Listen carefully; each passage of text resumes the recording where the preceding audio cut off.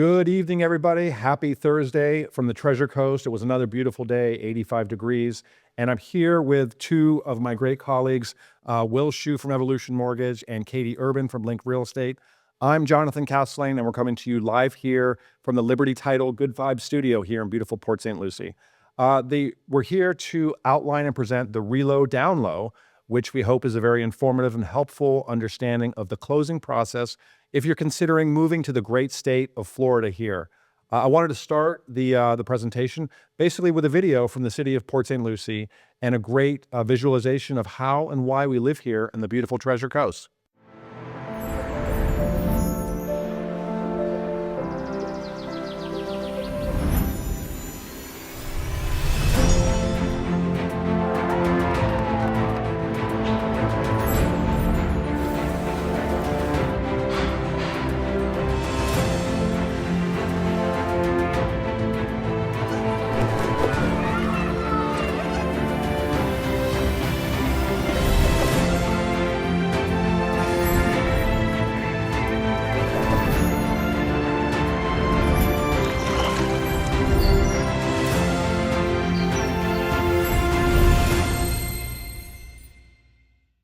Beautiful video. I got goosebumps. How about you guys? Loved it. That was good. It's a great area. So we're going to start in reverse order here. The title company is the last part of the closing process. Will and the lender part is the middle part of the process. But I wanted to introduce Katie Urban and the beginning part of the process and why finding a great realtor is tantamount to what we're doing here. So thank you, Jonathan. So I am the top piece of bread for this little real estate sandwich here. So as Jonathan just kindly introduced me, my name is Katie Urban. I'm a broker associate with Link Real Estate here in Port St Lucie, Florida, which is on the beautiful Treasure Coast. And I am actually from here. I'm a very rare breed, but I am native. Not a transplant. Yeah. I'm from here, like 4th or 5th generation St. Lucian. Like, who better than you to understand the real estate market? Absolutely. I thought so too. And I thought this was the perfect opportunity for me to express how amazing the Treasure Coast is. Yeah. So let's get into where is the Treasure Coast? Because a lot of people don't know. So Treasure Coast is on the east coast of Florida, right along the coast. We got that beautiful beach coastline. Did you guys actually know why it's called the Treasure Coast? No. So 1700s, don't quote me exactly, 1600s, but we had a lot of the ships carrying Spanish galleons and treasure. And of course, you know, they sunk. Where does the treasure go? Goes to the bottom of the ocean right along our coastline. So it's very possible if you're spending a day out on the beach and you got your metal detector, you're swimming around, you can find a gold coin or two, maybe a ruby. That would be amazing. I go with my children to the beach. We also find shark's teeth. And that's why I don't go to the beach. Yeah. Fair enough. That's why I stay and I enjoy a nice poolside day. You're a risk manager. I got it. Yeah. I like to keep my limbs intact. But speaking of enjoying the Florida weather on the beach, on the pool, whatever you're doing, you could pretty much do that year round. Because our average temperature is about, give me a number. What do you think? Average temp? I'm going to bet 70. Yeah? 65. Okay. All right. So Will would win, closest without going over, right? If we were on whatever that game show is. Jeopardy? Not Jeopardy. No. What's the one with Plinko? Price Drew Carey. Right. Thank you. Price is Right. Bob Barker. Sorry, I'm showing Spay my neuter age. your pets. Guy gets it. But yeah, so we're actually 73 average temp. We have been experiencing some cold fronts lately, but on average, we're sitting at about 73. Nice. So if you're dialing in from the fridges northeast, we're happy that you're here. Hopefully our sunny and radiance is coming through in the webcast, but 73 degrees is a wonderful temperature. Yeah, absolutely. Bring your flip-flops and your Mets t-shirts because you can wear them here. Yeah. So some other nice things about the Treasure Coast that people are definitely interested in. So we actually now have our own international airport. American Airlines. Yeah. JetBlue. Yep. I think we have direct flights now to like Boston, New York, right there from Vero Beach, which how far would you say that is? 30 minutes north, 25 miles north. Yeah, it's Miami traffic. Yeah. Right. Very close. So we have our own airport here. And we're kind of right in the middle of Orlando and West Palm. So we're not Central Florida. We're kind of South-ish Florida. Right. But yeah, we're kind of a nice PBL, balance of definitely an everything. international airport, 45 minutes south of here. And Orlando is what, an hour and a half north. Yeah. Yeah. Way Yeah. to Disney. Disney. Yes. Those little things called Yeah, Disney. because Florida equals Disney. Yeah. I love, this is my favorite chart you have in this deck, hopefully, which is up on the screen here. We're on page 2 of the deck. Yeah, so this is a really interesting chart to look at, and this is our sort of median home price by county. So we're right there along that coast in that not darkest blue, but a nice dark blue color, where we're actually below the median price in the United States, which sits at 420, and we're actually like 4 and under on the Treasure Coast. So what is that, 10.5%?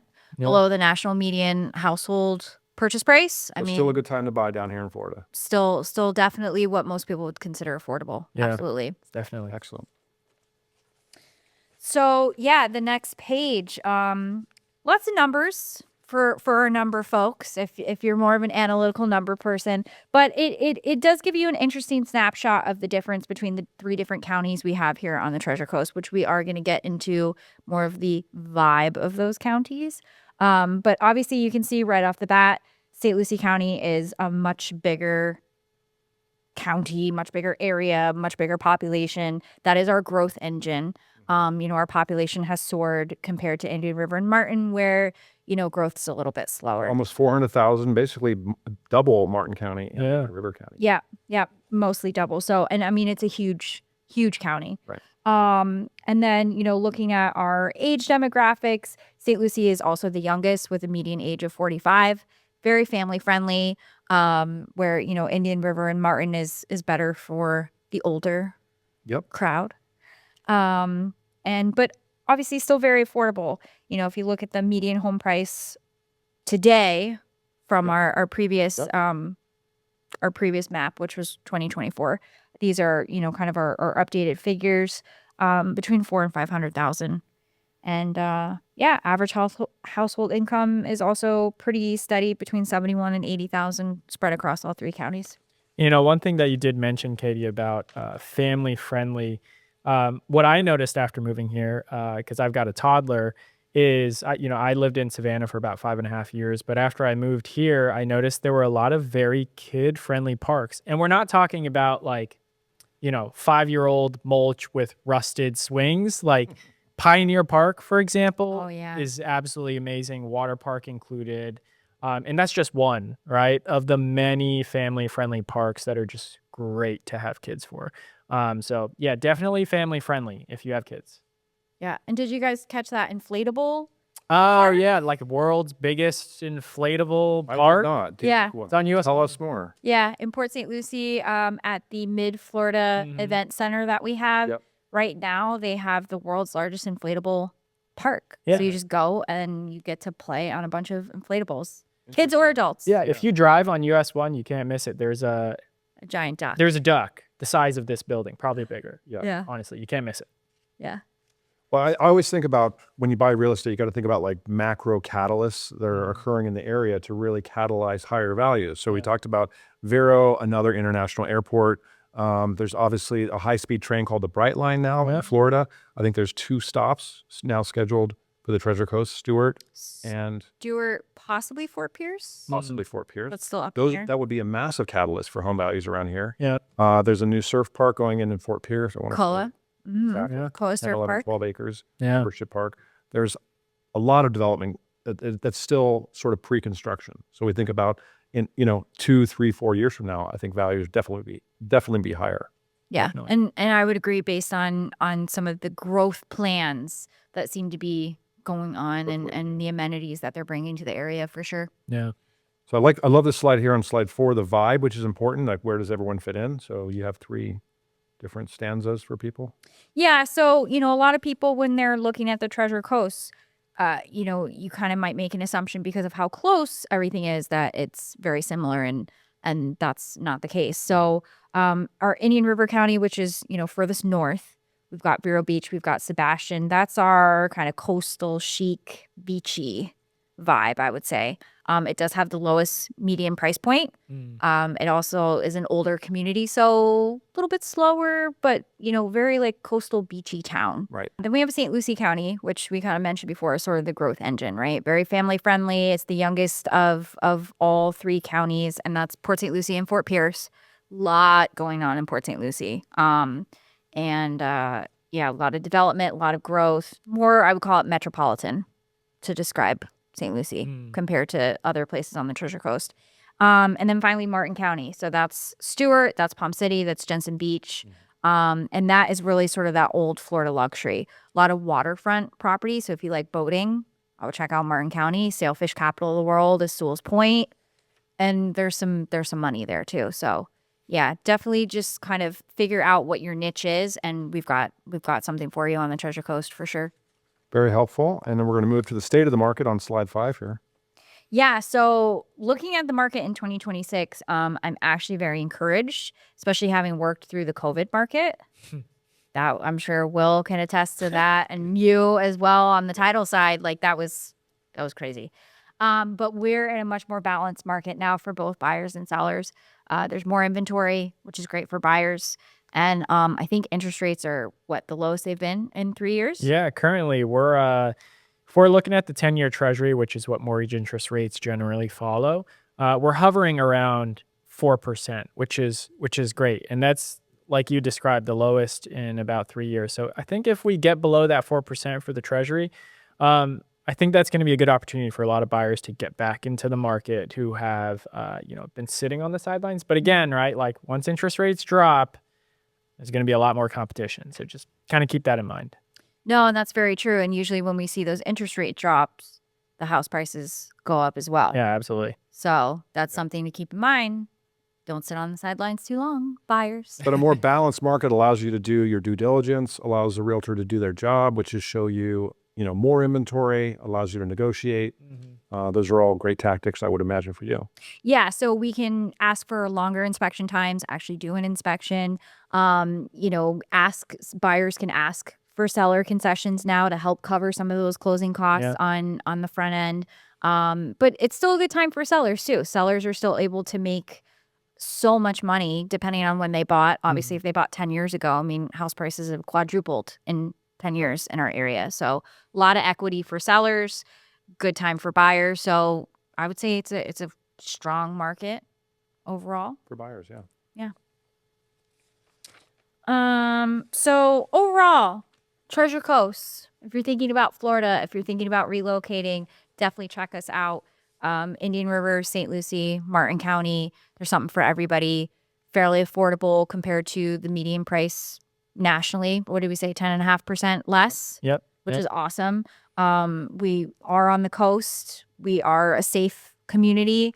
And we have some stuff coming that's really going to make us a prolific area, a hub. And as a longtime Treasure Coast resident, no better person to show buyers and get yourself in the right home for you at the right time. Absolutely. So that was the beginning of the process, Katie Urban, and on the brokerage realty side. Now I'm going to move to the middle part of the process and turn it over to the math guy in the room, Will Shue from Evolution Mortgage, to talk about lending. Yeah. Thanks for the introduction, Jonathan. Like you said, my name is Will Shue with Evolution Mortgage. And, some of you that are tuning in, you might already have a home, so this might be a refresher. But for those of you that might be buying your first home, right, we'll kind of just go over the basics of, what's actually involved in, hey, what do I qualify for, right? So here are kind of the 4 major things that we look at. So we'll obviously look at your income, how much money you make, your liabilities, your credit score, which directly affects the interest rate that we can offer you, and assets, right? We need to know that you have enough closing costs, enough money for closing costs or down payment. And then, what types of loans there are, right? So we've got conventional, we've got VA, we've got FHA as well. There's also other ones, but we'll kind of just focus on these 3 basic ones.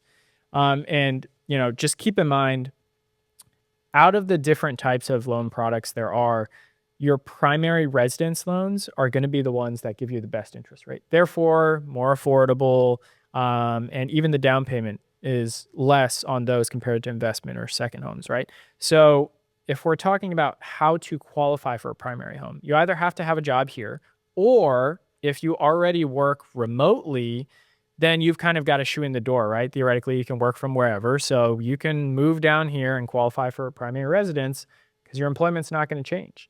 And again, that means you can get a cheaper, have a cheaper monthly payment because you're going to have a better interest rate.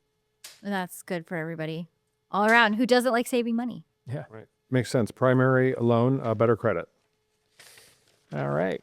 And, so how do we actually calculate what you qualify for? Part of that is going to be, what your monthly payment is going to be. And what does your monthly payment consist of? So we've got principal and interest, which is based off interest rate and the loan amount. And then we've got taxes. So specifically for St. Lucie County, right? We're very honest with you guys. St. Lucie County has one of the highest millage rates in Florida.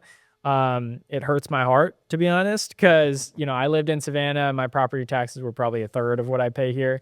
But it is one of the highest in Florida. And then obviously, you can see geographically, we're on the East Coast and Florida's known for hurricanes. So because of that, right, insurance is comparatively higher than other locations.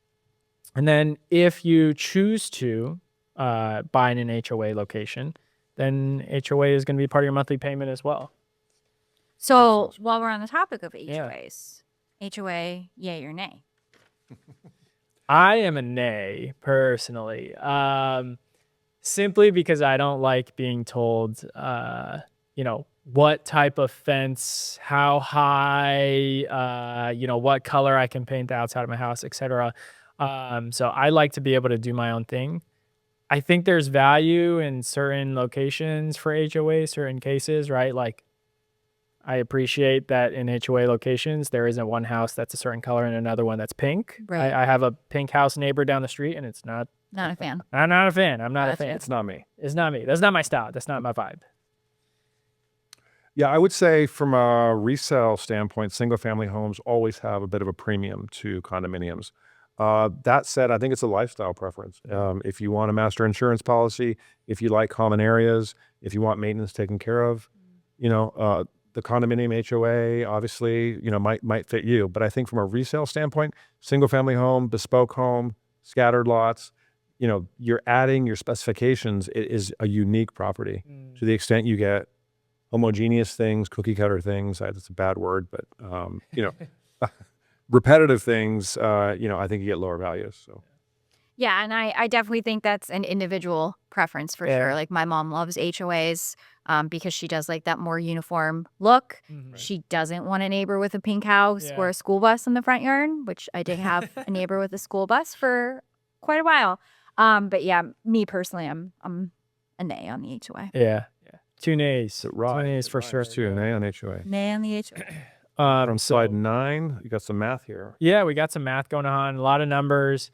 The big takeaway from this, right, if we're talking purely conventional, what the underwriter wants to see is that your total debts, right, which includes your estimated monthly payment, is no more than 49 to 50% of your monthly income. Now, granted, that's just a rule of thumb, and not everybody has, like in this case, for a $350K home, not everybody has only $1K of debt, right? So it's all very individualized. So, if you're curious if you can qualify for a specific price point or whatever, I'd be the one to do the math for you. This is just an example. This is super important. Yeah, Pre-qualification versus pre-approval. Yeah. So a lot of times I get a lot of phone calls saying, hey, I want to get pre-qualified or pre-approved, or I've already been pre-qualified or pre-approved by somebody. And then I follow up with, did they ask you for documents? And they're like, no. And then I'm like, no, you don't have a pre-approval. You have a liability. Okay. That's not, they're kind of just sending you out to hunt with no guidance. Right. So there's a difference, right? So pre-qual is when, Jonathan gives me a ring and says, hey, I make this much money per month. This is my debts. And I say, great. I trust you. Here's your magic number. Go look, right? No verification whatsoever. Then we've got pre-approval, which is where I actually ask Jonathan, give me your tax docs, your pay stubs, bank statements, and we actually verify everything, right? The difference between the two is, when you present an offer, right? Katie, correct me if I'm wrong. When you present an offer to a seller or a listing agent, and it comes with either a pre-qual letter or a pre-approval. The pre-approval letter just provides instant, substance and support for what they're actually offering. Whereas a pre-qual, if a good listing agent knows the difference, they're going to just scoff or not even look at your offer. Is that right? Yeah, I mean, especially if you're in a competitive price point or looking at a particularly desirable home and you have a pre-qual, like, forget about it. I mean, a good listing agent will call the lender and be like, so what are we looking at? Like, did you actually look at docs? Did you actually look at income? But there are people that might not even waste their time. And now you've just lost out on that house because you didn't sit down with your lender and do the due diligence beforehand. So do the work, get a pre-approval. Pre-approval. Cut to the chase. No fluff. Yeah. Let's look at the numbers. Absolutely.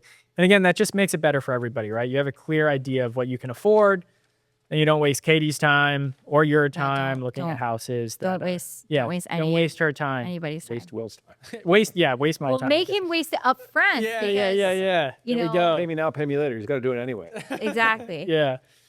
So kind of this next slide, a lot of numbers going on. The big takeaway from this is there's the common myth, right? Hey, I need 20% down to buy a house. That's very, very old information.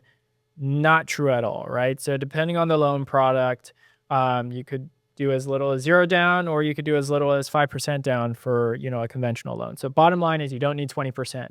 What about PMI? Yeah, PMI. So specifically for PMI, that stands for private mortgage insurance, which is pretty much used synonymously for FHA and conventional if you do less than 20%. That's something that you have to factor in as part of your monthly payment. So if you do less than 20% on either of those, you have mortgage insurance, and therefore your monthly payment is higher. Okay. Once you hit 20% though, equity, specifically for conventional, that PMI will fall off. You have to request it, but at 22%, theoretically, it automatically falls off. FHA though, right? Although your monthly payment starts off lower, you're going to have PMI on there for the rest of the loan, even if you hit 20%. So that's just one thing to keep in mind. So closing costs, right? You got to keep that in mind as well, right? When we talked about looking at assets, that's what we're trying to see is if you can afford to pay the closing costs. Now, if you can't, right, this is when your all-star realtor, Katie, is going to come in. And like she described earlier, it's a good market to do it now, is to negotiate for seller concessions. Am I right? Absolutely. Yeah. No, and certainly now compared to the last 5 or 6 years, ask the seller to contribute, $5,000-$10,000 toward your closing costs. So keep some money in your pocket. Yeah. And now you can go and, buy that nice couch that you've been buying or spruce up the paint a little bit. After closing. After closing. You're going to talk about that. Which we will get to that. Yes. We will circle back to that. We will circle back. After. Yes. After. Absolutely. Yes.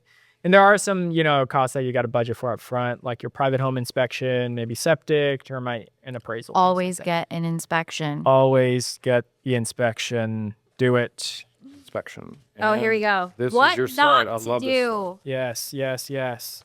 I've actually, we put this on here because people have done it. All right. We're not just making this up. People have actually done this. From experience, absolutely. From experience, yeah. So, like we talked about furniture, don't open a new credit card because you want to pick out that perfect couch that you saw at Rooms To Go that's going to match your living room. But it's 6 years, no interest. Oh, I love that for you after closing, though. You can do that after. All right. And if you're upgrading a home, that's awesome. Don't upgrade your car at the same time. Please don't do that. If you have a good job, don't change it. Even if you don't, but we're qualifying you, and you can afford the house you're trying to buy, don't change it, all right? We need you to stick with the job that you have. And then if you've got large chunks of cash, like $20K under your mattress, please don't deposit it, all right? We can't use it if there's no way to source it. So what do I do with it? I can't move it with me. You know what? Instead of opening a credit card, use that to buy the furniture after. You know what? We can use it for something, but not during the loan process, please. Save everybody heartache, okay? Got it. And obviously keep paying your bills and debts on time. Okay, interesting time series here on slide 13. Yeah, and don't get scared, guys, of the chart. There's a lot of numbers going on here.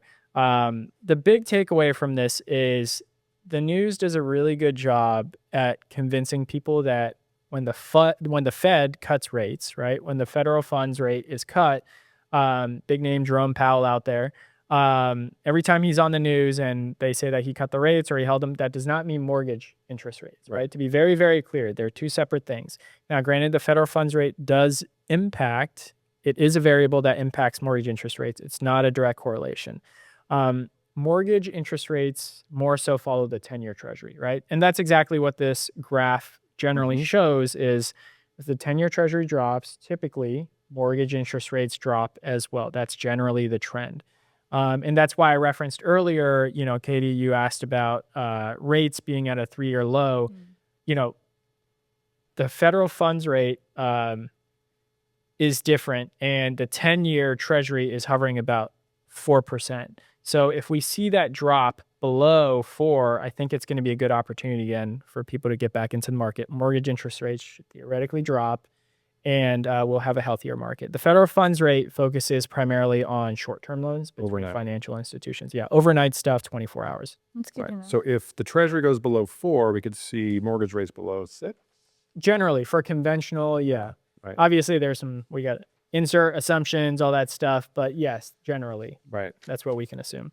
Okay, awesome content there from Will Shue of Evolution Mortgage. I will close this out here, the title company, and we're the people that you sort of don't want to see because it means we were asking you for something. But a good title company is very important because at the end of the process, after Katie has found you a great home, after Will has got you funding, the title company is basically clearing title, which means ensuring that you have 100% vested interest from the seller and that you're getting a property with no balances. So first thing in the reload down low, I think, which is important to understand, is Florida is a title state. What that means is title agencies can conduct your closing.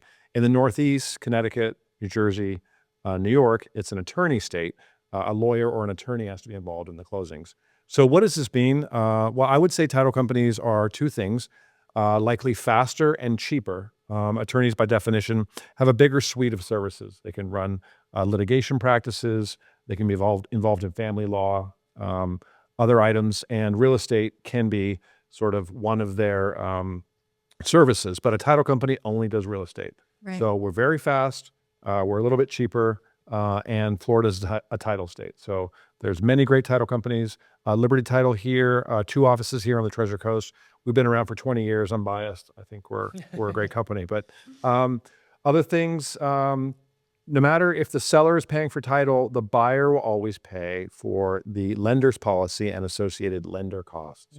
The lender will always want a title insurance policy to insure their loan, which means the smart math guys are getting title insurance. You should always get title insurance. The owner should always get a policy. We'll talk about costs very quickly here soon. So how much does title insurance cost?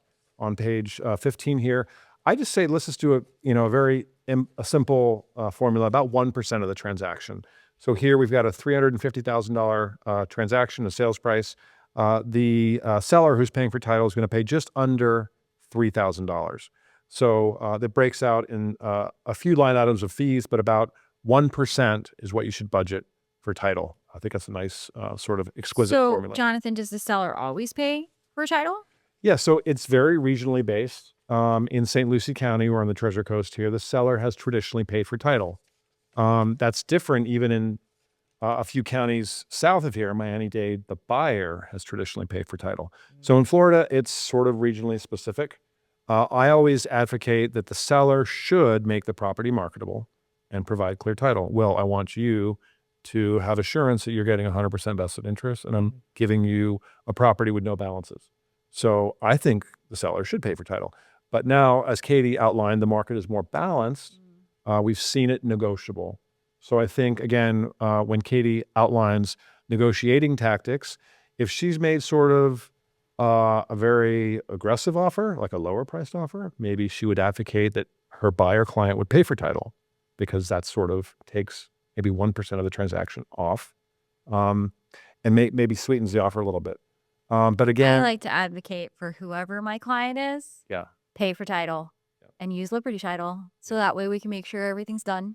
If you have a Properly, great appropriately. closing partner, controlling title is important because some, as you know, some transactions don't get closed. Yeah. Yeah. So Yeah. The So that- buck stops with you, sir. yeah, right. No pressure. That leads us into why title insurance is important. Well, obviously, the first thing is we're talking about zero balances. We're prorating taxes. We're prorating HOA fees. We're making sure the existing mortgage is paid off. Little things like that. But you're getting the property in clear. Let's do that. Yeah. The legal and the insurance part of it is we're making sure for a one-time payment that the new buyer has 100% vested interest. So there's no unaccounted for errors, no mistakes in the public records, no other items of fraud. So we go back along the chain of title 30 years, make sure the property's been conveyed properly. So our underwriter has attorneys and examiners which do that. As the field agent, we're interpreting their findings and making sure we're getting the appropriate things signed off on. The insurance policy, the title insurance policy, lasts for as long as the insured owes the home. So can be 2 years, can be 30 years, could be passed down. As long as it's passed down, the policy is still good. Again, the sunny state of Florida, slide 17. So we talked about associations. About 45% of all homes in Florida are in associations. The average HOA fee is $389 a month. That's the average. So something else to consider, obviously the Northeast, not many associations. Florida, association state, let's say that. Again, Will talked about the price of insurance can be, considerably higher because of heat, humidity, thunderstorms. Katie is going to correct me on this slide, which is Florida has had over 120 hurricanes in the last 175 years, which is double the state of Texas. But you're going to talk about why we're a little bit more insulated here on the Treasure Coast. Yes, as the native Floridian, native Treasure Coast resident. So I know a lot of people here, Florida, they think hurricanes. However, the Treasure Coast, what makes the Treasure Coast so great? If you look at us on the map, we curve in just very slightly. Okay, particularly like Port St Lucie, Jensen Beach, Yep. we have a nice little curve. So what we traditionally see happen if we have hurricanes coming from the east is they like to wait until the last minute, but eventually they do the wobble. Okay. And they will actually sort of wobble around or away from us Matthew was a couple of years ago and we were supposed to be getting hit dead on. Yeah. And I'm sitting in my house at a category 5, like, what am I doing? Why didn't I leave? And he wobbles. Yeah. And then we basically got tropical storm force winds. I mean, it was unpleasant, but then we had a nice little hurricane party and we may have lost electricity for about 12 hours and ate our snacks and watched our movies on our battery powered equipment, and life was good again. So we are unique here on the Treasure Coast where yes, there's hurricanes, but typically we don't get the full brunt. I'd love to see the research. Extreme weather is everywhere in the country. Yeah. You talk about the Blizzards. extremities in New York for this winter, just the snowfall and the extreme cold. So it's really everywhere. Obviously, we're on a different spectrum, more heat and Pick your poison. tropical. Yeah, pick your poison. Tropical outcomes. Okay, last thing. We earn our Sunshine State moniker again. 85 degrees today. It was another full day of sun. We have 240 days a year of full sun. That's the 4th in the nation behind Arizona, New Mexico, and the great state of Nevada, where I'm from. I didn't know that. Yeah, Northern Nevada. Other financially related specifications in Florida, there's no individual state income tax. That's one of 9 states in the union, and no taxes on wages, retirement income, capital gains. So Huge. we're better credits down here in Florida. There we For go. you lending math. Yeah. Lastly, no state level property taxes. There's obviously local property tax, no state level property tax though. No estate or inheritance tax. And Florida has the biggest homestead protection for primary residences in the United States, basically unlimited. Oh, wow. So if a principal residence, if it's homesteaded, unlimited protection from creditors. So That's nice. that's also another thing for people that are concerned about someone knocking on the door and saying, this is mine. So Will, is it true that you skip the first 2 months of payments after closing as sort of a Yeah, that's misnomer? Yeah, that's a pretty common question that I get. To to kind of set the baseline, so whenever you make your mortgage payment, you're actually paying in arrears, and that means you're paying after you lived in it, right? So whether you close at the beginning of March or the end of March, your first payment is going to be May 1st, right? Now, you're essentially paying for it upfront at closing in the form of what we call prepaid interest, which is part of your closing costs. So if you close at the beginning of, March, it'll feel like you're skipping 2 months of payment because, you're not paying anything in March, although you did as closing costs. You're not paying anything in April. And so it'll feel like you're skipping 2 months.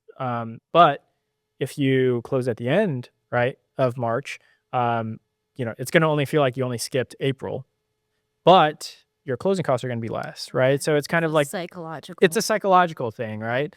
So it's, do you want to pay now or do you want to pay later, kind of thing. So no, right? It's not you just skip 2 months of payments. It just depends on what it feels like when you close. So it's already baked into It is. prepaid. You're not starting until 2 months after. Correct. Arrears. Okay. And then the pre-approval process, which you highlighted as being vitally important. When do you start that? If you, let's just say you want to buy in the summer, when do you start the pre-approval? Because obviously you don't want to do the process and then have to redo it. Right, absolutely. So a lot of times people ask me, how long is the pre-approval good for? Really, the proper question is, how long is the credit pull good for, right? The pre-approval letter we can change instantly with the date and the expiration and everything like that. But with hard credit pulls, you have to close within 90 to 120 days, right? So what we typically do is we'll start with just a soft credit pull so that we can get to a 90-95% solution and we can get your budget going. And the reason why we say start it now is because you might think that your credit score on Credit Karma is 750 or something, but when we do our pull, we find that there's a bit of a disconnect and maybe it's lower than what you have and you've got some work to do. Or, your debt to income might be too high and we can advise, hey, if you pay off this specific debt, and again, that's not always the highest loan balance. If you pay off this debt, then, hey, we can eventually pre-approve you for this, right? And not everybody just has money to blow. So we like to tell you early, hey, budget to pay this off so that by the time you're ready to buy, you're good to go. So we need to set the plan in place now so that you're postured and ready to submit the offer with Katie when that one home pops up on the MLS and you're like, I need that one, right? So the time is now. Start the pre-approval now. Awesome. Super helpful. Okay. Next question's coming in. Looks like for Katie, this person is saying we're moving to escape the traffic and high rises of Miami and New York. Is the Treasure Coast actually quiet or is it overdeveloped? So that's really going to go back to a personal preference and like who you're talking to, right? So if you're talking to me, that's lived here since the early 90s. It does feel like there's a lot of development going on where, when I was a kid, there were more vacant lots than houses on a street. And now it's the reverse. So I would say coming from a place like a Miami, a Fort Lauderdale, or even up north, you are going to experience a much slower pace of living. But it also goes back to kind of what we talked about, right? That vibe check in which county. So St. Lucie County is the faster growing area. We have a larger population. We have more growth, more development. So it might feel a little bit closer to some of those metropolitan areas where Martin County and Indian River are a little bit more chill, slow pace. So that's interesting. And then we've touched on this, but I think this is a great way to wrap this up. Again, we're hearing that Florida market is cooling down. Is now actually a safe time to buy, or should we wait for prices to drop more? So I always say if you need to buy a house, buy a house. Yeah. You either rent it or you own it, right? Yeah. I mean, you're either paying your mortgage or you're paying your landlord's mortgage. And being able to build equity is a great wealth building tool. So trying to time the market, it's hindsight. Yeah. We're always looking real estate is always backward looking. Right. When I look at comps, I'm looking at what sold, not necessarily what's on the market. When he pulls information, he's looking at what's already happened rather than kind of projecting. So, honestly, it is a good time overall. And typically, as we see rates go down, prices go up. Yeah. And you can always refinance your rate. Mhm. You can't change the purchase price. So if you pay $400 today, you know that it is what it is. That's your loan for the life of you owning the home. Yeah, So I would say, you know, don't wait too long, because we saw people do that with COVID and then they got priced out of the market. Yeah. So Well, we talked about regional catalysts, new international airports coming through, high-speed trains making stops on the Treasure Coast. right. Again, lifestyle benefits, Yeah. you know, no state income tax, no state property tax, 240 days of sun. You know, this is our home. It's a great lifestyle. So I think we'll sort of wrap it up with that. So again, 3 professionals here on the Treasure Coast. We are here and available to see if the Florida lifestyle is for you. Again, we want to thank Katie Urban, the front end of the process, a realtor here at Link Real Estate here in Port St Lucie. The middle part of the process, the math guy, Will Shue from Evolution Mortgage. And again, I'm Jonathan Castling from Liberty Title. I'm flashing our contact information up here on the screen. I hope you found the reload download informative and interesting. Please don't hesitate to reach out to us anytime. We're more than happy to walk you through the process, and we hope to see you here in sunny Florida. Awesome. Thanks, guys. Bye.